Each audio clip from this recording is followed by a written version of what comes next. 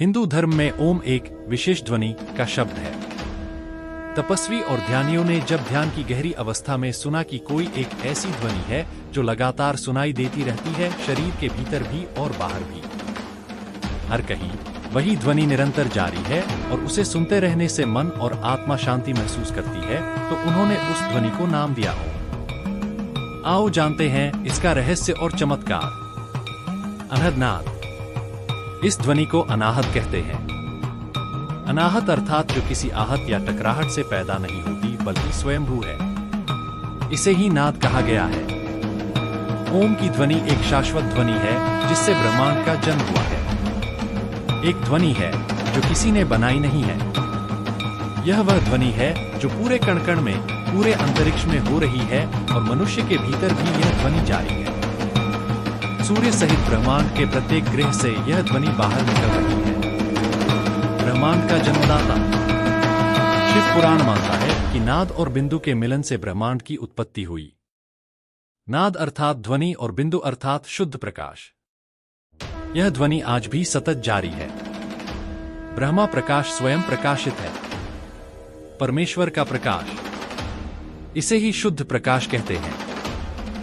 संपूर्ण ब्रह्मांड और कुछ नहीं, सिर्फ कंपन, ध्वनि और प्रकाश की उपस्थिति ही है। जहां जितनी ऊर्जा होगी वहां उतनी देर तक जीवन होगा। यह जो हमें सूर्य दिखाई दे रहा है, एक दिन इसकी भी ऊर्जा खत्म हो जाने वाली है। धीरे धीरे सब कुछ विलीन हो जाने वाला है। बस नाद और बिंदु ही बचेगा।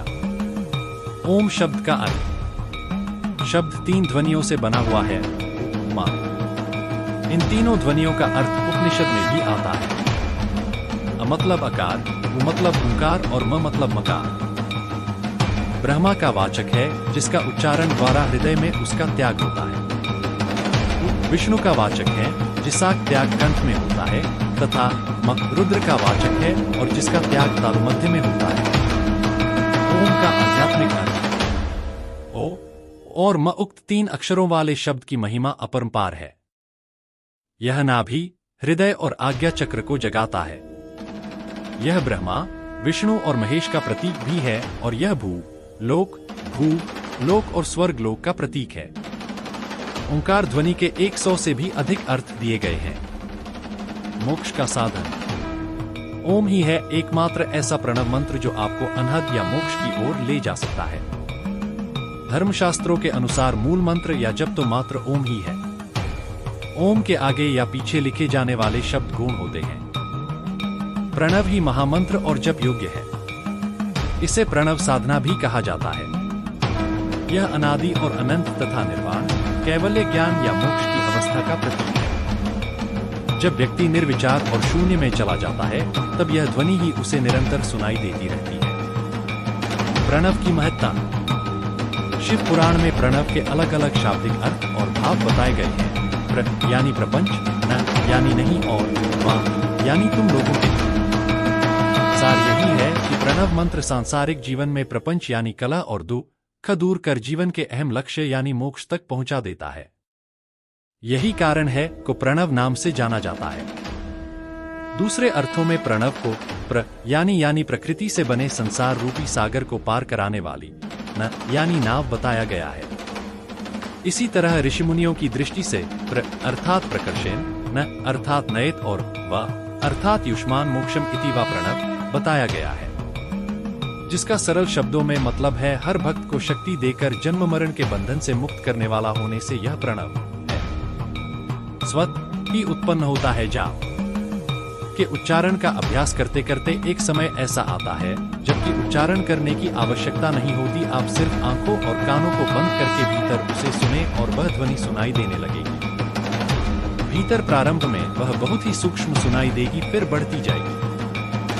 साधु संत कहते हैं कि यह ध्वनि प्रारंभ में झींगुर की आवाज जैसी सुनाई देगी, फिर धीरे धीरे जैसे बीन बज रही हो, फिर धीरे धीरे ढोल जैसी थाप सुनाई देने लग जाएगी, फिर यह ध्वनि शब्द जैसी हो जाएगी और अंत में यह शुद्ध ब्रह्मांडीय ध्वनि हो जाएगी।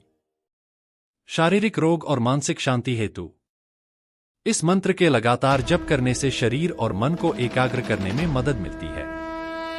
दिल की धड़कन और रक्त संचार व्यवस्थित होता है। इससे शारीरिक रोग के साथ ही मानसिक बीमारियां दूर होती हैं। काम करने की शक्ति बढ़ जाती है।